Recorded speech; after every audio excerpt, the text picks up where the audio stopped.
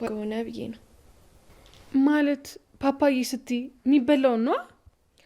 ሰሞኑን ገዝተን ስለማናቅ አምሮኛል፣ ለዛ ነው። እኔ አላምንም። ምኑን? አማርኛ አልሽ እኮ። ቆይ ምን አስበሽ ነው? ያው አማርኛ አልሽ እኮ እናቴ። በቃ እና ብልስ ረፊ እንጂ እንዴ እብድ። አላርፍም። አክስ ልታረጊ ነው? ኧረ እባክሽን ረፊ አንቺ እብድ። ይስማ። እኔ ባለፈው ወር አይቻለሁ። ምን ሆነሽ ነው? ረፊ እንጂ። ምን ነው እሱ ደግሞ ለመምጣት ቸኮለ? ማን? በክተር። መቼም ለመስፈን አይደለም። እና ለምን ይሆናል? ከሌባ ለማምለጥ ለመጮህ።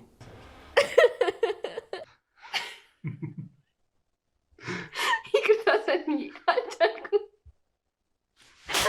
ነው ልንቃ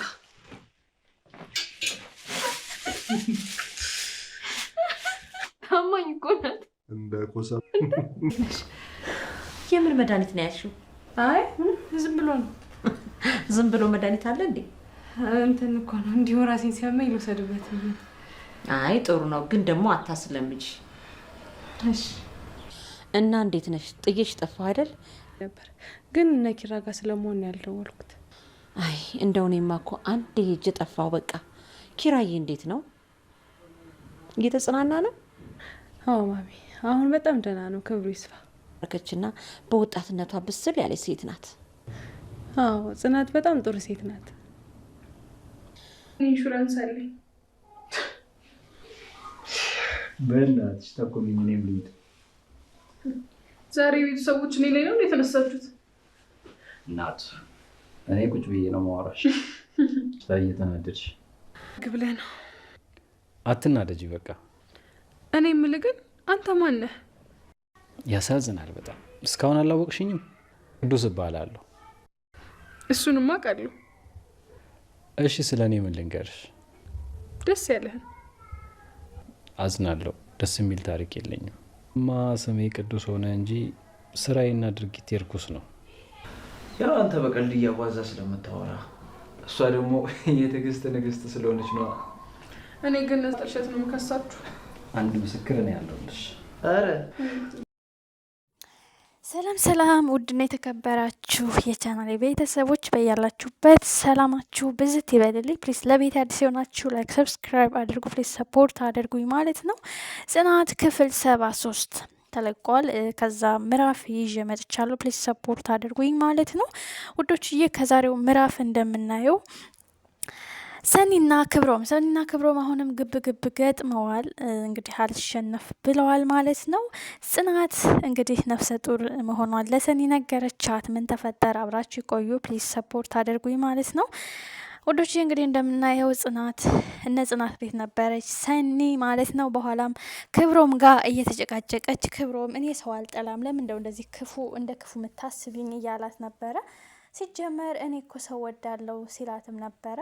ሲጀመር እኔ ከምትወዳቸው መሀል አንዷ መሆን አልፈልግም፣ የምትወደው እብድ ከሆነ ደግሞ በረሃ ሄደ ፈልግ ስትለው ነበረ። እንዴ ለምን በረሃ ሄዳለው ከተማ እያለልኝ? ለማንኛውም እኔ ሰው አልጠላም፣ እኔ ሰው ፈልጋለሁ ሲላትም በዚህ መሀል ይሄ ማለት እኮ ፈልግሻለሁ እያልከኝ ማለት ነው። በልዚህ እዚህ ላይ ያቁም፣ ደማካሴን በለኝ ኮሰረትን በለኝ እዚህ ላይ ያቁም በማለት ትታ ወደ ቤት ትሄዳለች ማለት ነው። ሰኒዬ እንግዲህ ደግሞ እቤት ከሄደች በኋላ ስለ ክብሮም ማሰብ ጀምራለች። ቆይ ለምንድነው ማስበው? ለምንድነው ስለሱ መጨነቀው እያለች ነው። ክብሮምም እንግዲህ በኋላ ኪራ ጽናት ካገኘችው በኋላ ሰኒሳ ወዴት ሄደች ስትለውም እዚህ ነበረች፣ ዛሬ ደግሞ ሹልክ ብላኔ ሄደችው። እኔ ግራ ገብቶኛል፣ አልተጣላንም አልተጨቃጨቅንም ስትለው ነበር ሲላት ነበረ። በኋላም ስልኳን ደውይላት ሲልም ዘወር ስትል ከሶፋው ጎን ስልኳን ታገኘዋለች። ስልኳ እኮ እዚህ ነው፣ ስልኳን ጥላው ከሄደች በእርግጠኝነት ልክ አይደለችም፣ የረበሻት ነገር አለ ስትልም ነበረ። ክብሮምም በቃ እኔ ክፍሌ ልረፍ በማለት ትቷት ይሄዳል። ክብሮምም ከክፍሉ ካረፈ በኋላ ስለ ሰኒ ነው ማብሰልሰል የጀመረው። ቆይ ምን ሆና ነው ልጅቷ? ጤነኛ ናት ግን? ቆይ አንዴ ደህና ሰው ያረጋታል፣ አንዴ እብድ ያረጋታል። ቆይ ግን ስለ እሷ ለምን ነው ማስበው ማለት መብሰልሰል ጀመረ።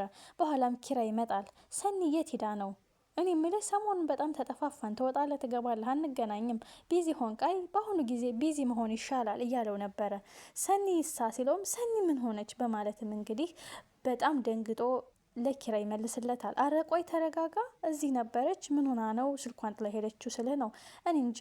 እንደገና ደግሞ የስራ ስልክ እየተደወለላን ነው፣ ስለዚህ የሚወስድላት ሰው ያስፈልጋል። ጽናትና እኔ ደግሞ እማንቀርበት ጉዳይ አለን፣ እሷ ደግሞ አቀብሉኝ እያለች ነው። ክብሮም ይላል መቼም እኔን እዛ ቤት ሂድ እያልክኝ እንዳይሆን፣ ምክንያቱም እዛ ቤት ሂጄ ጦርነት አልፈልግም ይለዋል። በቃ ተው፣ እኔ ከምሄድበት ጉዳይ ቀርቼ ወስድላታለሁ ሲል ነበረ። ጽናትም ትላለች። ጽናት ደግሞ ከሚሄዱበት ጉዳይ መቅረቷ ደብሯታል። በኋላም ምን ይሻላል በቃ ንቅር፣ አንተ ሂድና ስጣት ትለዋለች ለኪራ። በዚህ መሀል ላይ ያለ ኪራ ጽናት እንደደበራት ታወቀ። በኋላም ክብሮም ይመጣል። እናንተ እህቶቼ፣ አንተ ወንድሜ፣ አንቺ ምራቴ ከሚደብራችሁ ከምትሄዱበት ጉዳይ የት እንደምትሄዱ ባላቅም ከምትቀሩ እኔ ጦርነቱ ጋር ብጋፈጥ ይሻለኛል በማለት ለሰኒ ስልኳን ወስዶላታል። በኋላም ሲከፍትለት ክብሮም ነው። ቆይ ለምን መጣ? ስሚኝ፣ እኔ ልጨቃጭቅሽ አይደለም የመጣሁት ስልክሽን ልሰጥሽ ነው ይላታል። በኋላም ቆይ መግባት አትፈልግም እንዴ? እንግዲህ ጽናት ትላለች። ሰኒ በስነስርዓት ወንድ ካወራች የሆነ ደስ የሚል ነገር እየተሰማን ነው ብላ ታስብ ነበረ። በኋላም ክብሮም እቤት እንዲገባ ትፈልጋለች ማለት ነው።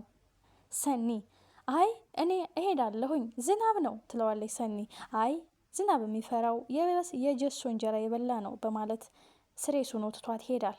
ኧረ እባክህ እንድለምን ፈልገህ ነው በማለት በሯን ዘግታ ወደ ውስጥ ትገባለች። በኋላም እየተንዘፈዘፈ ክብሮም ይመጣል።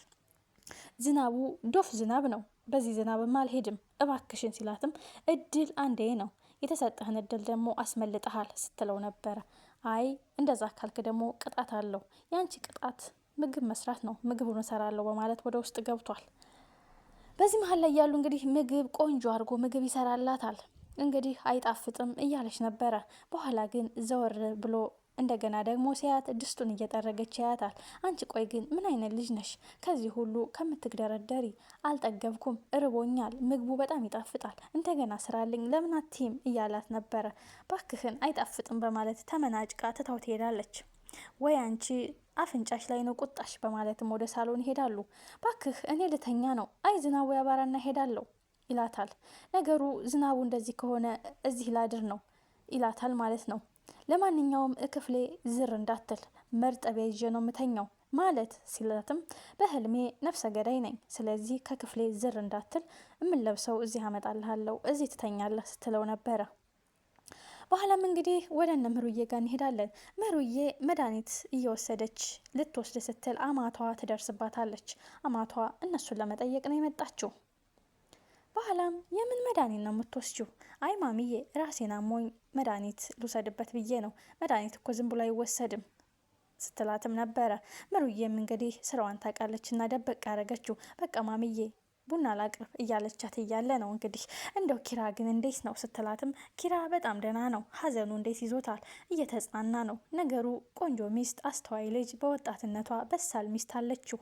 በሀዘኑ ጊዜ ከሷ ሰርግ ልቅ ሰርጓ በመበላሸቱ ሳይሆን ያዘነችው አማቷ በመሞቷ ነው። በጣም አስተዋይ ልጅ ናት ስትላት ነበረ። ናሆሜ ይመጣል። ማሚዬ እግርሽን ሰደድ አድርገሽ መምጣት ጀመርሻ? እናትና ልጅ አማትና ምራት እኮ ተነሳችሁብኝ። ካሁን በኋላ እናንተ ከተገናኛችሁ እዚህ ቤት ዝር አልልም። በቃ ሞጥጥ አድርገሽ እኮ ለምሩ እየሰጠሻት ፍቅሯል። ይችን የመሰለች ቆንጆ አምጥተ ታዲያ አንተኔ ታውቃለሁ ትለዋለች እናቱ። ቆይ ካሁን በኋላማ ጎራዳ ነው ማመጣልሽ ሲላል ነበር። አንተ ዋ ስትለው ነበረ ሰኒ። እንዲህ ብለሽ ንገሪው፣ እንዲህ ካላስፈራራሽው ነገ ይዞልሽ ይመጣል ስትላል ነበረ። በኋላም በለፈለፉ በአፍ ይጠፉ ስትለው ነበረ። እንደ ቀልድ እየተወራ እየተጫወቱ በቃ እኔ ልሂድ አባቴ ይቆጣኛል ወደ ቤት ልሂድ ስትለውም ማሚዬ እደሪ፣ አባዬ ግን መቼ ነው ቤቴን የማይልኝ? አይ የሆነ ፕሮግራም ኑሮት ሂዶ ነው፣ እንደውም ሳይመሽብኝ ብሄድ ይሻለኛል እያለች ነበረ። እንግዲህ ውድና የተከበራችሁ ቤተሰቦች ሰኒዬ ደግሞ ወደ እነ ሰኒ ጋር ስንመለት ሰኒ የክብሮምን ካልሲ ይዛ ወደ እነ ጽናት ቤት ትሄዳለች። በኋላም እንግዲህ ጽናት እኔ የምለው ትላለች። እኔ የምለው ያሹ ምንድን ነው? እኔ የምለው ፓፓዬ እንደሆነ ብዬ ነው። ምክንያቱም ሰሞኑን ፓፓዬ ገዝተን ስለማናቅ እያማረኝ ነበረ እንዴ በማለት ትደነግጣለች ሰኒ። ይህ ማለት እኮ አክስት ልታረጊ ነው። ኧረ አንቺ ዝም በይ፣ ሲጀመር የባለፈውን ወር የወር አበባዬን አይቻለሁ ስትላት ነበረ። በይ አንቺ የብዳ አለቃ ዝም ብለሽ አትለፍልፍ እያለቻት እያለ እንግዲህ ክብሮም ይመጣል። በምን እየተጨቃጨቃችሁ ነው?